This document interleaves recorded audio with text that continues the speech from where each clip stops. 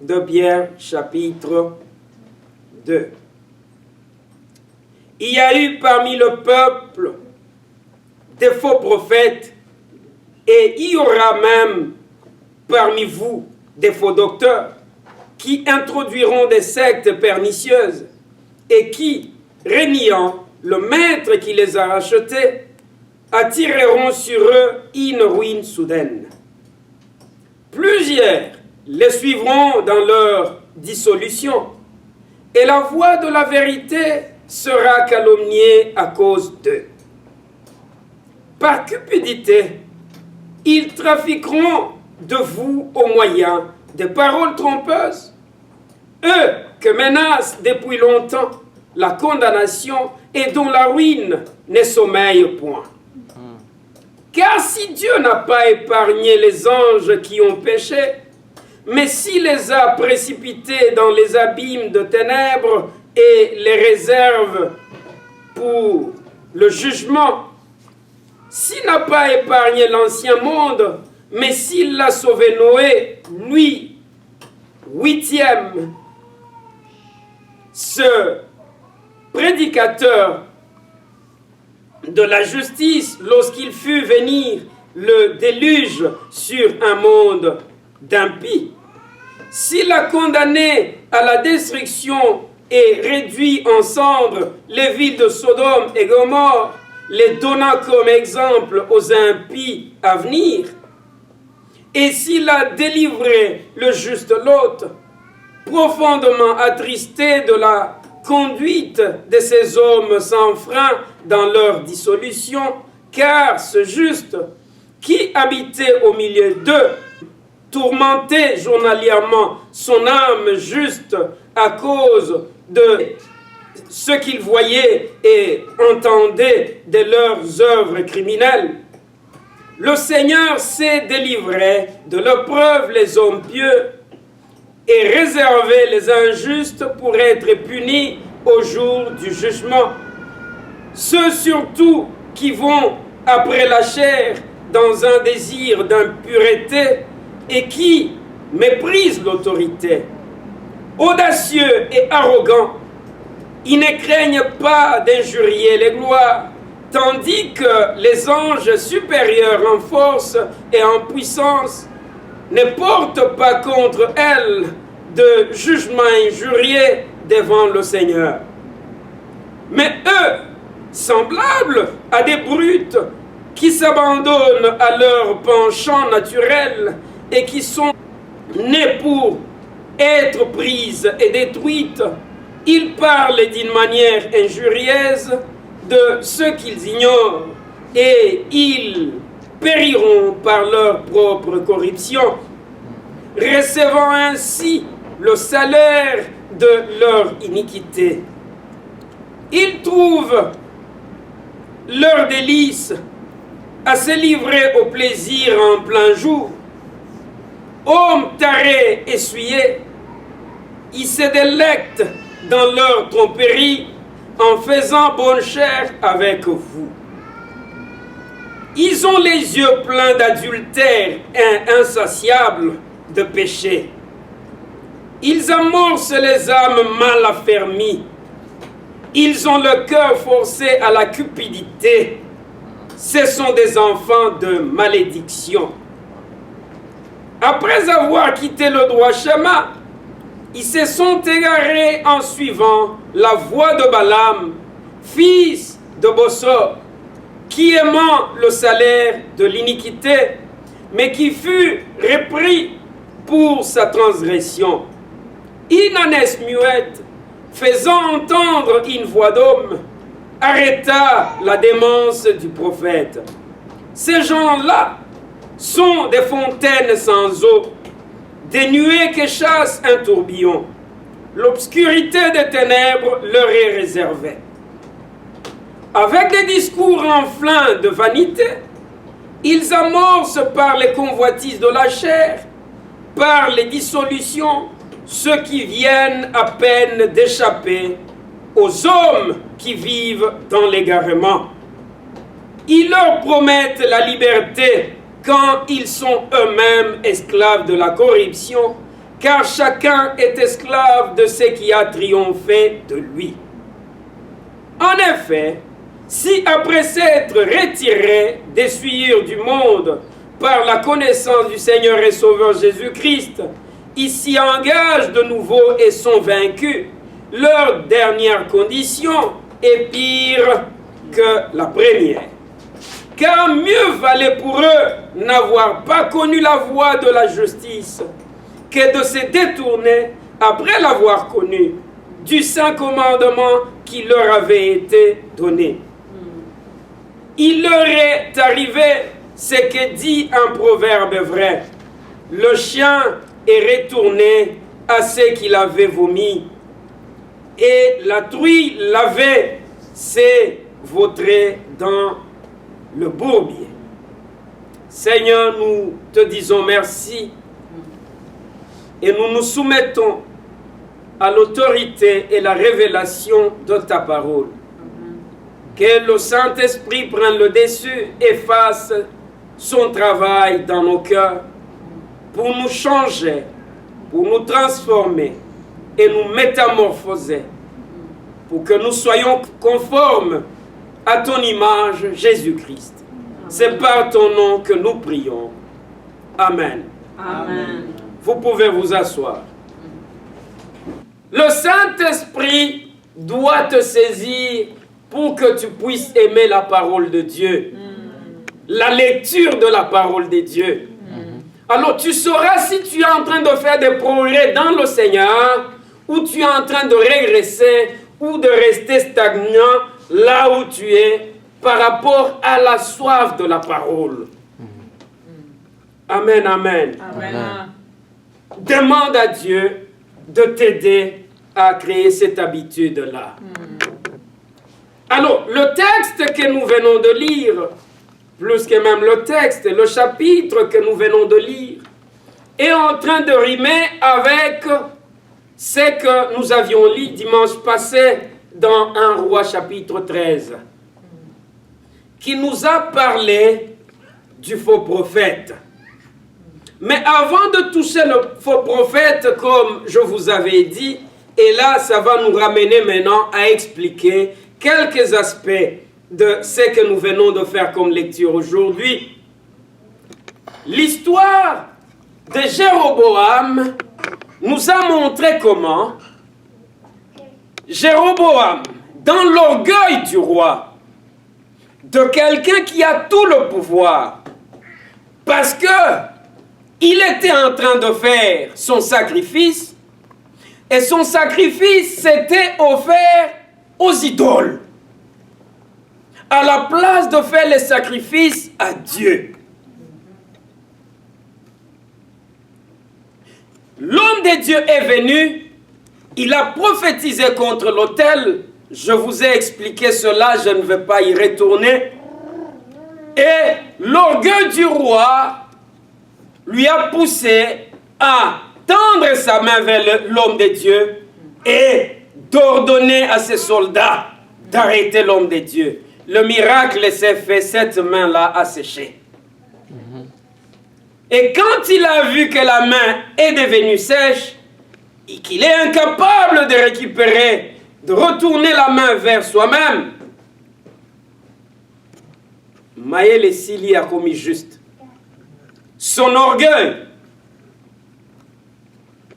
s'est arrêté là-bas, juste pour un moment, parce qu'il n'avait pas un cœur repentant.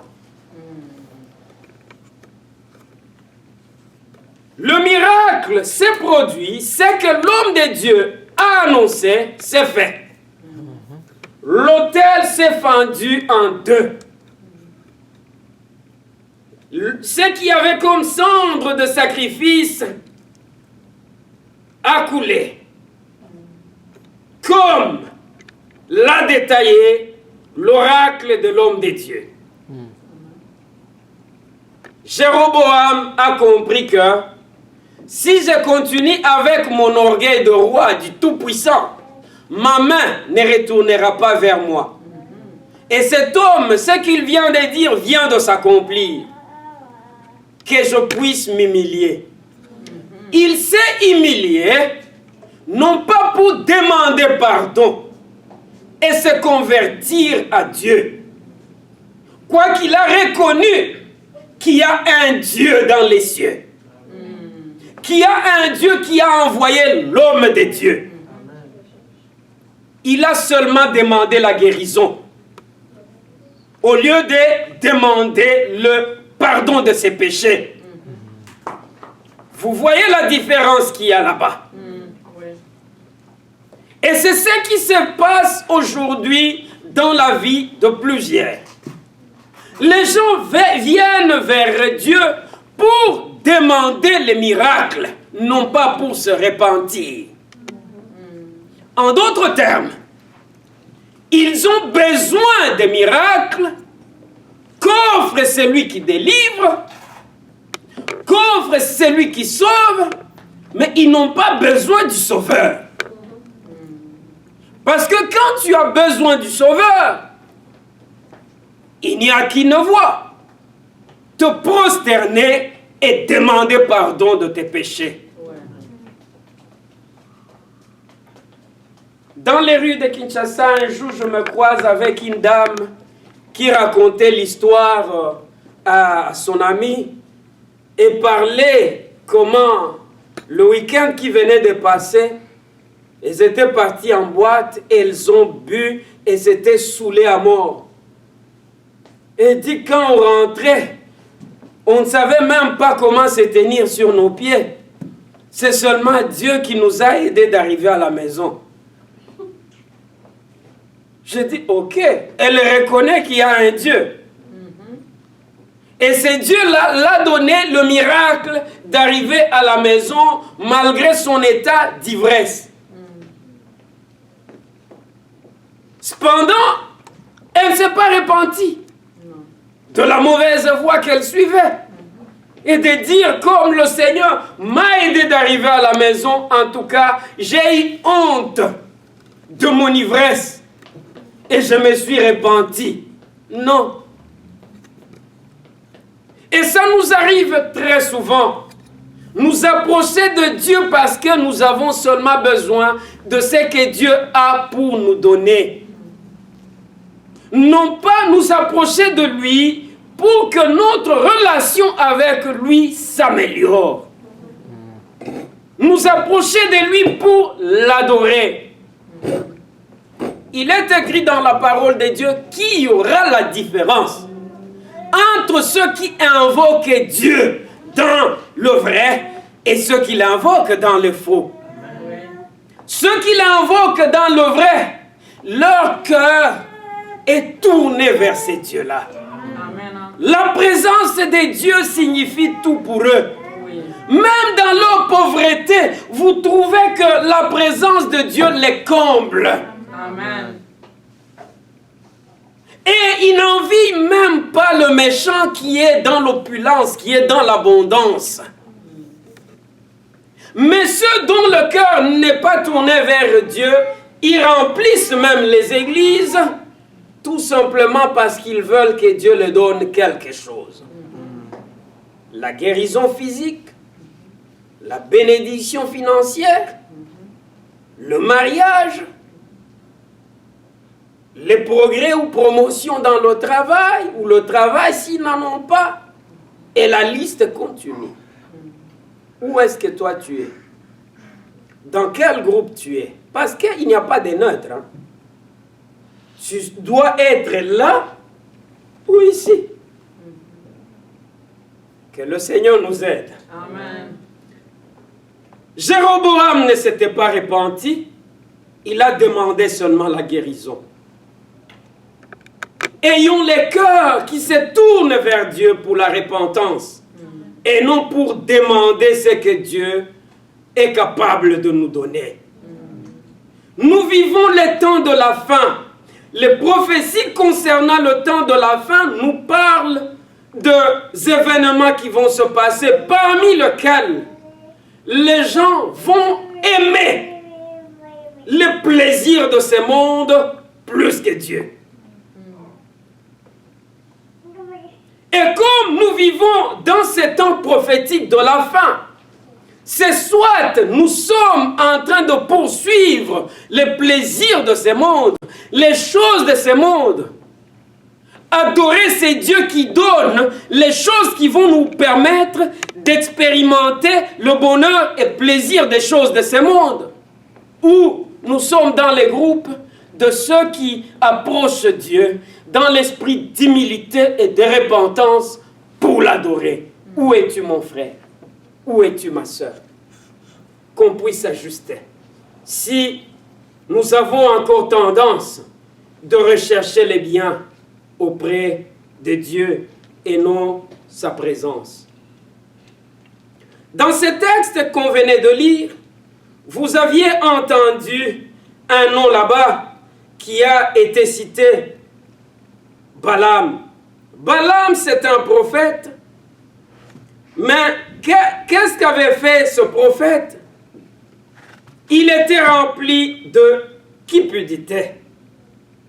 Au verset 15, on nous dit, après avoir quitté le droit chemin, ils se sont égarés en suivant la voie de Balaam, fils de Bossor, qui aimant le salaire de l'iniquité, mais qui fut réprimandé pour sa transgression.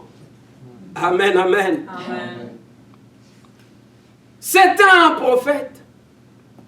Mais le roi lui a fait une demande. Viens et maudis ce peuple de Dieu, les enfants d'Israël. Tellement que son cœur était déjà corrompu, il avait déjà quitté le droit chemin. Il a accepté l'invitation. Il s'est mis en route pour aller maudire le peuple de Dieu. Mais Dieu l'a confondu. L'ânesse qui le portait a prophétisé. Une fois encore, nous voyons Dieu utiliser les choses, la nature, pour nous ramener sur le droit chemin. Un animal ouvre la bouche et fait sortir la voix d'un homme pour parler à l'homme de Dieu qui venait de s'égarer en poursuivant les plaisirs de ce monde, les présents qui lui étaient proposés. Ce que j'aime dans ce texte de 2 Pierre chapitre 2, on vient de nous citer toute une liste de gens qui se sont égarés et qui ont été réprimandés, qui ont été punis. Et ici, la parole de Dieu nous dit que ces choses ont été écrites pour nous aider. Amen. Amen. Parce que si Dieu n'a pas épargné même les anges qui ont péché, et les anges qui sont supérieurs que nous qui sommes dans cette chair de péché, de corruption, qu'est-ce qui va nous arriver dans notre rébellion, dans notre désobéissance? Quand on s'adonne à aimer le Seigneur, il y a une beauté dedans. Oui. On n'a pas besoin de la punition. Non. Mais on entre dans une dimension d'amour. Amen. L'amour bannit toutes sortes de peurs. Amen. On n'a pas peur d'être puni parce que nous sommes un avec celui qui nous a sauvés. Amen. Nous vivons l'amour, l'intimité avec celui qui nous a sauvés. Amen. On aura peur de quoi? De rien. Et quand on marche loin de péché, ce n'est pas parce qu'on a peur d'être puni, c'est parce qu'on est en train de faire les pas d'amour. Amen. Que Dieu soit loué. Amen. Alors ce texte nous montre que beaucoup sont en train de suivre la voie de qui? De Balaam. Pourquoi ils suivent la voie de Balaam? Parce qu'ils ont besoin des choses de ce monde. Nous toucherons cela un jour dans la profondeur. Mais juste un peu d'eau aux lèvres. Jésus est venu. Il a fait ce qu'il devait faire et il est parti. Les apôtres sont restés faire le travail et aussi sont partis. Après eux, il y a une période qui s'était suivie où les choses se faisaient en fonction de la fondation qu'avaient posée les apôtres de Jésus. Jésus-Christ lui-même, comme la Bible nous dit qu'il est la pierre angulaire. Et cela en connexion avec ce que les prophètes de l'Ancien Testament avaient fait. Parce qu'ils prédisaient tout ce que Jésus va faire. Le Messie, ce qu'il fera et ce qu'il sera. Jésus est venu, il a accompli les prophéties de l'Ancienne Alliance, de l'Ancien Testament. Et les apôtres ont construit là-dessus. Et la fondation a été posée. Ceux qui avaient suivi les apôtres, ils ont commencé à construire là-dessus. Ça n'avait pas pris longtemps. Au IIe siècle, comme je vous avais dit, il y a un mouvement de juifs qu'on appelle des gnostiques. Ils sont venus avec des aberrations, quoi qu'ils s'appelaient chrétiens, mais ils ont amené le paganisme, ils ont mélangé cela avec la chrétienté et ils ont changé beaucoup de choses. Et comme cela ne suffisait pas au IVe siècle, l'Église catholique est venue. Et ça a gâché beaucoup de choses. Ça a donné aux Écritures la forme de l'Évangile qui ne ressemble en rien de ce que les apôtres faisaient.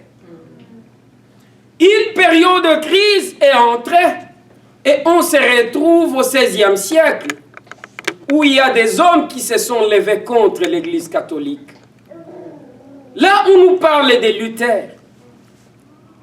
On nous parle de Calvin. Mais on nous parle de quelqu'un d'autre qui s'appelle Zwingli.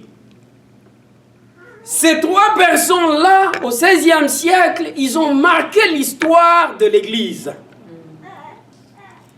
Il y a beaucoup de choses du catholicisme dont ils se sont débarrassés.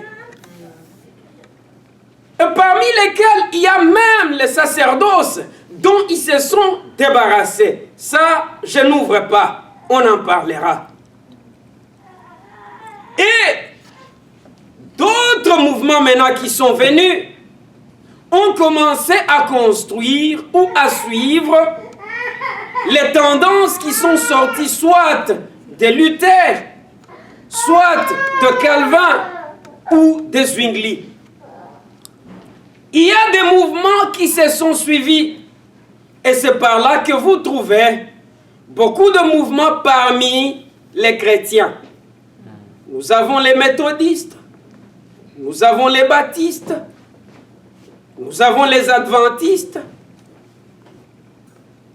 Ici, il y a les adventistes qui prient le samedi.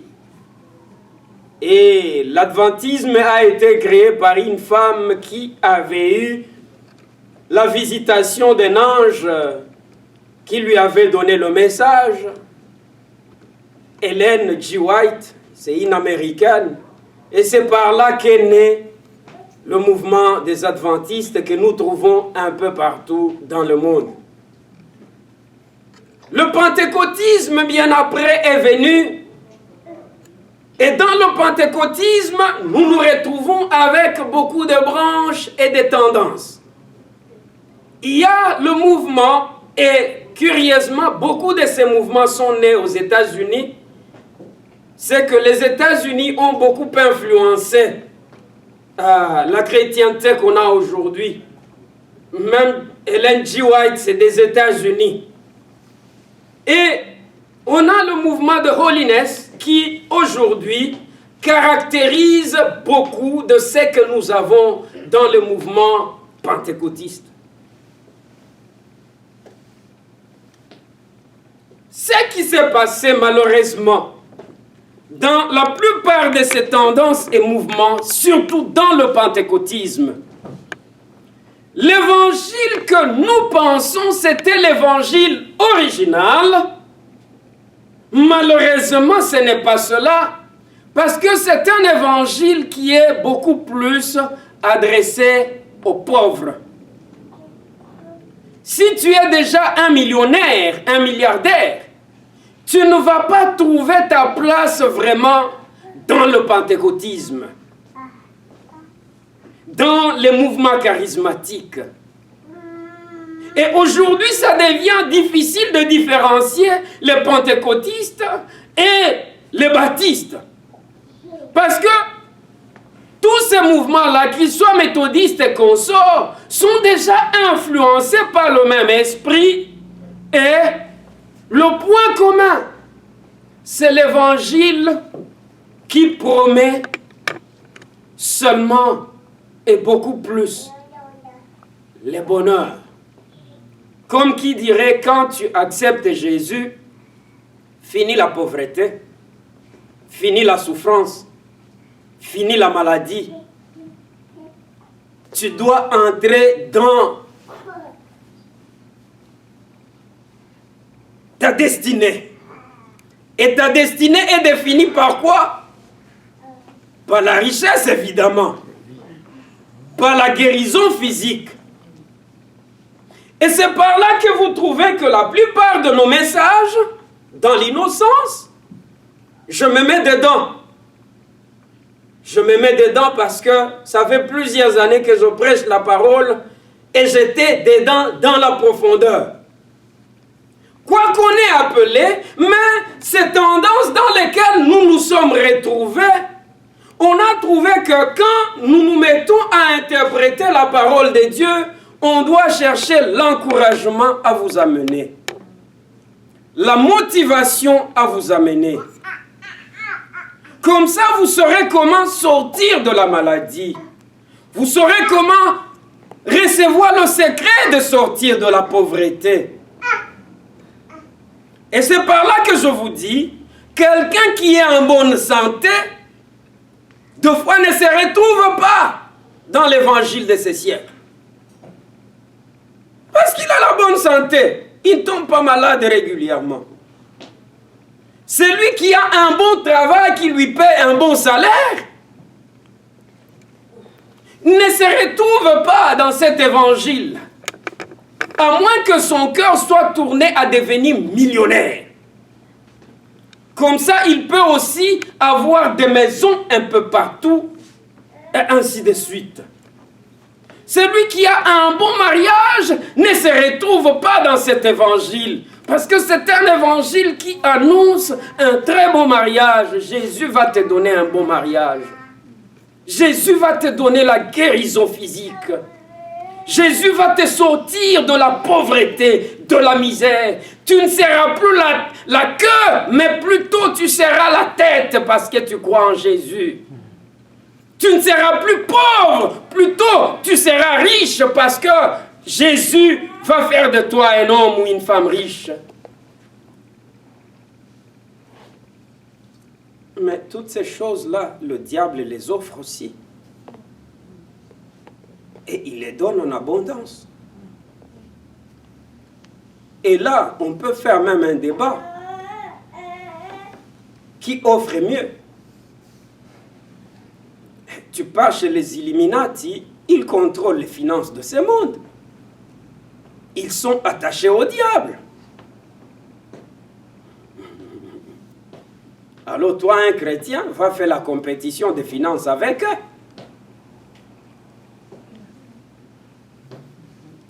Alors, vous voyez comment on a réduit le Dieu qu'on est en train de prier? De te donner la percée pour que tu sortes de la pauvreté, de la classe inférieure, pour entrer dans la classe moyenne. Si tu es dans la classe moyenne, monter dans la classe bourgeoise. Mais le diable est en train d'offrir mieux. L'évangile n'est pas venu pour ces choses-là. Quoique l'or et l'argent appartiennent à Dieu. Mais il nous donne ce dont on a besoin et au temps convenable. Amen.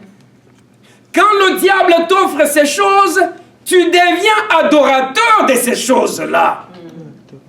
Tu deviens adorateur de toi-même parce que ça te met dans une position où tu te compares aux autres.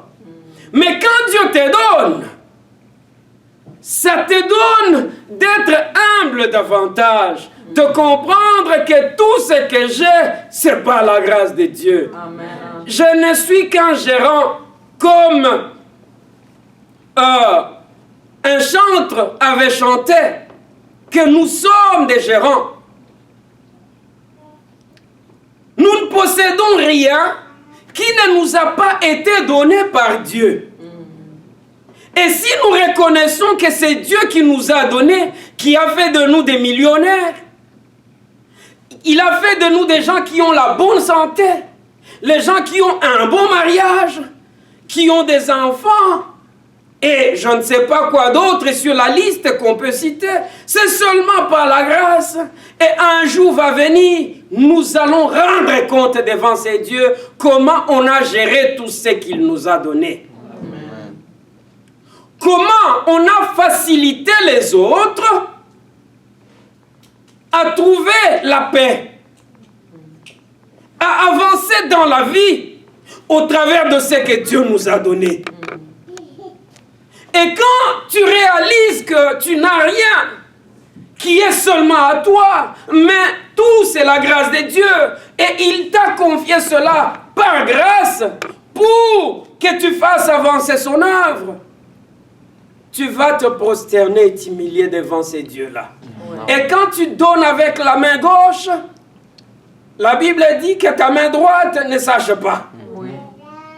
C'est-à-dire tu vas faire cela dans le silence, dans le calme, en rendant la gloire à Dieu. Et la Bible ajoute, quand tu auras fait ce qui t'est demandé, considère-toi comme un instrument inutile. Amen, amen. Amen. C'est-à-dire, toute la gloire revient à Dieu. Amen. Et c'est par là que tu vas comprendre que tu sois pauvre ou millionnaire, ça ne change pas ta nature. Ce qui est important, tu es enfant de Dieu. Amen. C'est ce qui importe. Alors, cet évangile qui nous est venu, qui nous encourage à sortir de la pauvreté, de la maladie, et qu'on sort, ça limite notre sphère de raisonnement, de réflexion, et ça conditionne nos âmes à rechercher les choses de ce monde au lieu de rechercher Dieu.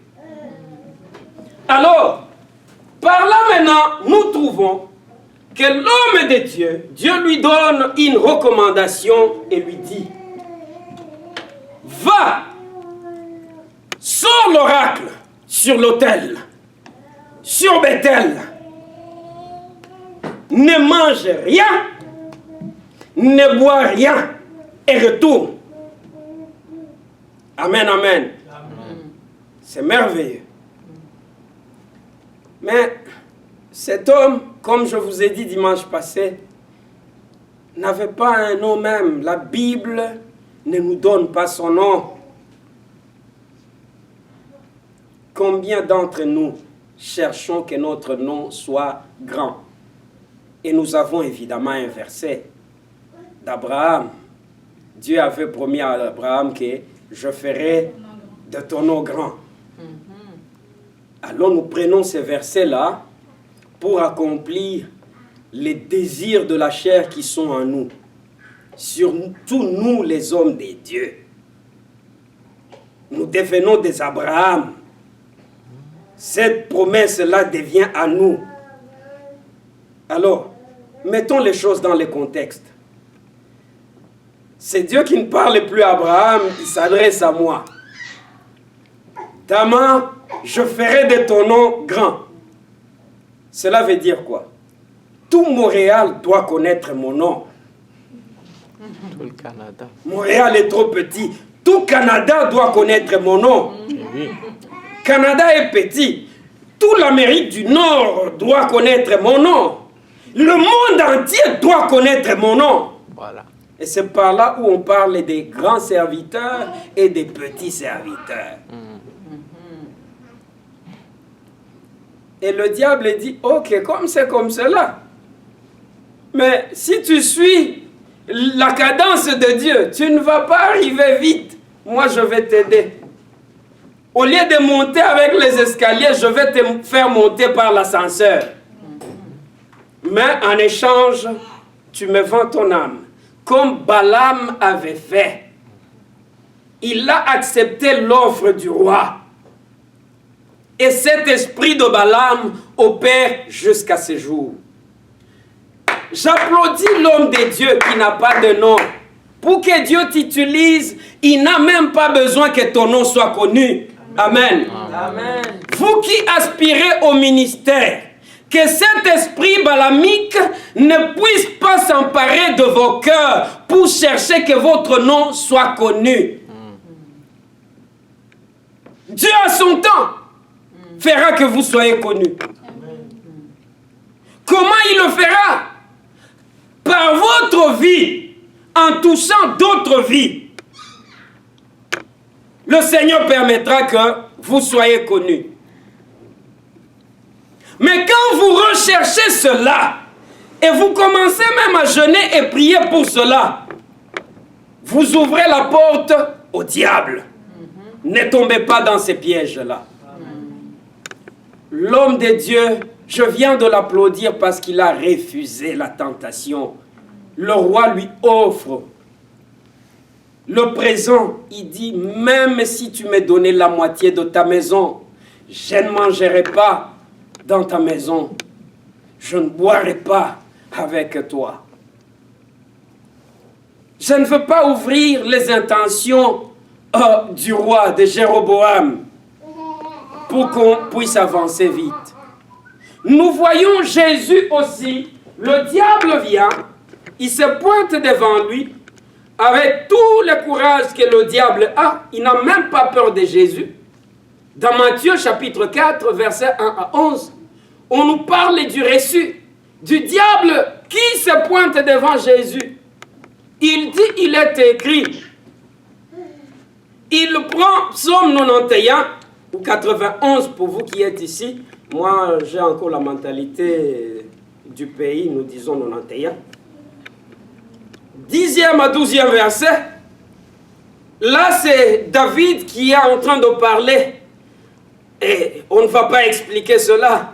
Comment Dieu enverra les anges de te soutenir et tes pieds ne vont pas s'heurter contre les pierres. Le diable prend cette écriture, il tord et à travers cette écriture-là, il attribue cela à Jésus. Il dit, Dieu a ordonné que tes pieds ne vont pas s'heurter contre une pierre. Jette-toi et il va t'envoyer les anges. Et Jésus a résisté. Il lui dit, transforme ces pierres en pain, parce qu'il était en jeûne et prière. Jésus a surmonté tout ce que le diable a mené. Comme cela ne suffisait pas, il dit, prosterne-toi devant moi, je vais tout te donner. Jésus a dit, tu ne tenteras pas ton Dieu. Amen, amen. Amen. Et c'est ce qu'on a dit. Quand tu n'as pas la parole de Dieu en toi, le Saint-Esprit n'aura rien à puiser en toi pour que, dans les temps de tentation pareille, te sortir de la confusion. Les gens que vous voyez fléchir devant le diable, beaucoup, quoique ce sont des chrétiens, dans leur dépôt, il y a un vide. Les autres, ce n'est pas qu'il y a un vide dedans, mais ils ont reçu l'onction démoniaque qui opère sur les serviteurs qui sont animés par l'esprit de Balaam. Est-ce que vous me saisissez? Oui. C'est-à-dire ces serviteurs que 2 Pierre vient de décrire ici, ceux-là, qui ont quitté la voie de la justice, la voie de la droiture. Comme au premier verset, on nous dit, il y a eu parmi le peuple des faux prophètes, et il y aura de même parmi vous des faux docteurs qui introduiront des sectes pernicieuses et qui, régnant le maître qui les a rachetés, attireront sur eux une ruine soudaine. La parole continue et au 3e verset décrit les choses très bien. Par la cupidité, ils trafiqueront de vous au moyen des paroles trompeuses. Que je vais vous donner le secret de la guérison. Les 3 secrets de la guérison. Je vais vous donner les 3 secrets de sortir de la pauvreté. De la richesse, vous allez devenir riche. Alors, toutes ces histoires, ces gens-ci, ils ont déjà vendu leurs âmes au diable parce qu'ils ont besoin de la richesse. Alors, ils prennent la parole de Dieu, interprètent la parole de Dieu à tort et à travers. Et la Bible nous dit ici, ils vont trafiquer de vous.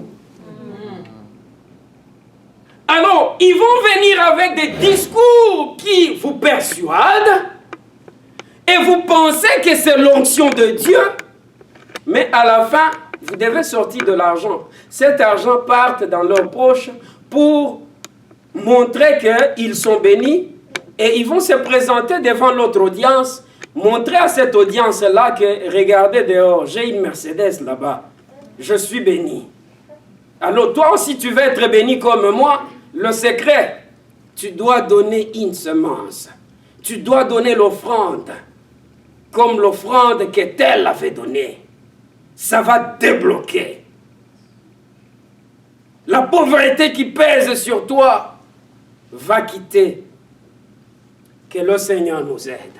Amen. Jésus n'a pas fléchi, mais ceux qui sont animés par l'esprit du faux prophète, par l'esprit de Balaam, ont fléchi. Et quand maintenant toi, tu restes boire l'eau qui vient de ces gens-là, c'est l'eau qui est déjà polluée. Tu restes sous l'onction de ces gens-là. C'est une onction qui est polluée, c'est une onction démoniaque. Parce qu'on ne peut donner que ce qu'on a. Tu vas rester dans les choses de Dieu. Ton cœur va continuer à se tourner et à être attiré par les choses de ce monde. Et quand la parole de la vérité vient, elle n'aura pas de place en toi. Quand tu entends cela, ça entre et ça sort. Quoi que ton cœur t'a dit, ça c'est la vérité. Et tu vas aimer rester sous l'ombre de cette onction balamique de perdition. Amen, amen. Amen. Le prophète Branham avait donné une très bonne illustration que mon frère m'avait dit. Il dit, Branham avait dit, certains chrétiens sont comme des canards. Non pas des poules, mais des canards. Nous sommes censés être comme des moutons, n'est-ce pas? Jette l'eau sur le mouton sera mouillé. Mais ces chrétiens, ce sont comme des canards. Jette le canard dans l'eau, même dans l'océan où il y a trop de quantité d'eau. Une fois ces canards-là sortent de cette eau-là, ou de ces eaux-là, Branham avait dit, ces canards vont faire comme ça.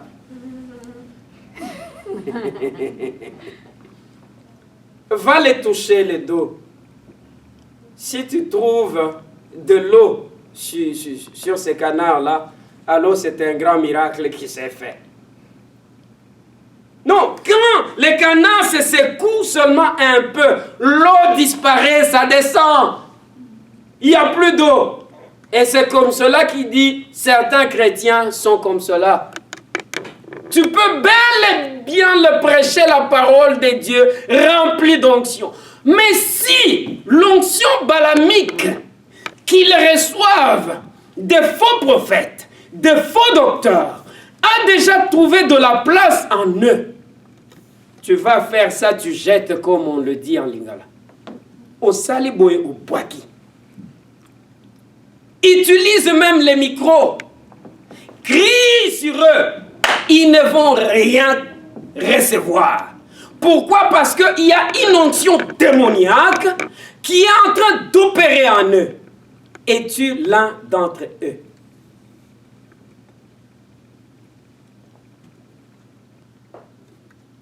Et quand on est en train d'avancer avec le Seigneur, parce qu'aujourd'hui tu peux être bien, mais qu'est-ce qui va se passer demain? Terminons par Matthieu chapitre 7. Nous allons lire du 15e au 17e verset. Matthieu chapitre 7. Du 15e au 17e verset, la Bible nous dit « Gardez-vous des faux prophètes. Ils viennent à vous en vêtements de brebis, mais au-dedans, ce sont des loups ravisseurs. Vous les reconnaîtrez à leurs fruits. Cueille-t-on des raisins sur des épines ou des figues sur des chardons? Tout bon arbre porte de bons fruits, mais le mauvais arbre porte de mauvais fruits. » Amen. Amen. Le ton qui est exprimé au 15e verset, c'est l'avertissement qui nous dit « Gardez-vous des faux prophètes. » Les faux prophètes, ils sont déjà au milieu de nous. Pourquoi je suis en train d'insister sur ces choses? Parce que vous amenez dans les histoires d'abondance, de prospérité, de guérison, ce sont des distractions. Qui d'entre vous ne sait pas que Dieu guérit? Qui ne sait pas parmi vous que Dieu bénit? Il vous a déjà guéri, n'est-ce pas? Amen. Il vous a déjà béni. Amen. Il vous a déjà consolé. Il vous a déjà soutenu. Et il a promis que je serai avec toi jusqu'à la fin de l'âge. Amen. Je ne t'abandonnerai jamais. Il dit, même si une femme qui allaite oubliera son bébé qu'elle allaite, moi, je ne t'oublierai pas. Tout ce qu'il attend de toi, c'est cette relation avec lui. Et ça s'est traduit en quoi? En obéissance à sa parole. Amen. Mais si tu as déjà été d'une manière ou d'une autre affecté par l'onction de faux prophètes, dont là-bas on voit le vieux prophète, est parti séduire l'homme de Dieu. Cet homme de Dieu qui a résisté à la tentation, il a entendu la voix du faux prophète et il a été séduit. De la même manière que beaucoup aujourd'hui, dans ce siècle, dans cet âge, sont en train d'être séduits par les faux prophètes. Je me rappelle, Béni me demandait sur l'affaire Guégué. Tu te souviens? On était dans le deuil. Et ça nous aide à comprendre qu'aucun peuple n'est épargné. Tu viens de là, tu dois avoir beaucoup d'histoires à nous raconter sur l'expérience que tu as vue là-bas de la chrétienté. Beaucoup se sont égarés parce qu'ils cherchent à être grands, selon ce que l'évangile des faux prophètes leur a promis, d'être grands. Alors, prenez garde de ne pas tomber. Prenez garde de ne pas vous laisser séduire par ceux-là qui, à cause de la séduction, de l'amour des choses de ce monde, se sont déjà livrés au diable. prenez garde de ne pas vous laisser séduire. Chaque jour, vous devez checker votre relation avec Dieu. Non pas la relation avec le pasteur, mais la relation avec Dieu. Amen. Oh, je veux que vous puissiez m'aimer. Comme vous voulez aussi que je puisse vous aimer, n'est-ce pas? Oui. Mais ce qui importe, ce n'est pas votre relation avec moi, c'est votre relation avec Dieu. Amen. Parce que demain, je peux choisir, God forbid, comme on le dit, de suivre cette voie-là. Si vous avez la relation avec moi, plus que votre relation avec Dieu, vous allez me suivre dans le tout. Est-ce que vous me comprenez? Oui. Mais je prophétise sur ma vie que ça ne va pas arriver par la grâce de Dieu. Amen. Non pas par mes efforts parce que je suis un humain. Par la grâce de Dieu. Il va préserver et garder ma foi. Amen.